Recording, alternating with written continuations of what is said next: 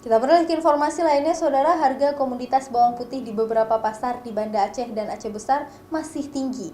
Menurut pedagang grosir bawang, melonjaknya harga salah satu bumbu dapur tersebut disebabkan karena bawang putih diyakini dapat menyembuhkan bila terkena virus corona. Salah satu pedagang grosir bawang di Pasar Induk Lambaru, Aceh Besar mengakui bahwa kelangkaan dan melonjaknya harga bawang putih di pasaran disebabkan oleh mewabahnya virus corona di Cina. Akibatnya, ketersediaan bawang putih di pasar menjadi langka dan para pedagang tidak berani untuk menambah stok. Kelangkaan bawang putih menjadi salah satu faktor penyebab mahalnya harga bawang putih. Bumbu dapur yang mulai langka ini dijual berkisar Rp50.000 hingga Rp55.000 per kilogramnya. Sedangkan satu karung ukuran 20 kg dijual hingga Rp900.000. Padahal sebelumnya hanya 400 hingga Rp450.000 per karungnya.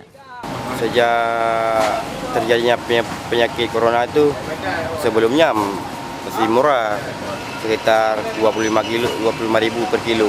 Sekarang 50.000 per kilo. Ya. Sebelumnya 450, sekarang 900.000. Sebenarnya nggak bisa kita stok lama karena dia agak lembek ya. Nggak tahan lama dia, paling nggak sebulan paling tahan dia. Lebih dari sebulan nggak bisa lagi, udah lembek ya. Pedagang juga tidak berani untuk melakukan penambahan stok di gudang karena takut bawang yang tersimpan lama akan rusak. Pedagang memilih untuk menunggu kondisi normal kembali untuk menambah stok kembali hingga harga kembali normal.